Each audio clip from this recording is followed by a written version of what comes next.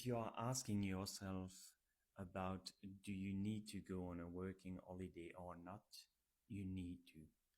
Jesus, it's so fun. It's sometimes really difficult because it's like a roller coaster, but you learn so much, you discovered so much about the people, but about yourself also.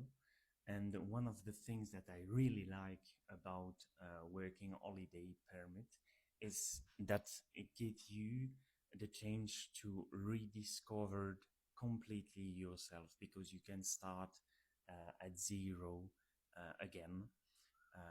So yeah, it's a really nice experience to participate and to be lucky enough to go in a working holiday, especially in Canada because I love this place. So yeah, that's my advice for you. Go for it. You need to go.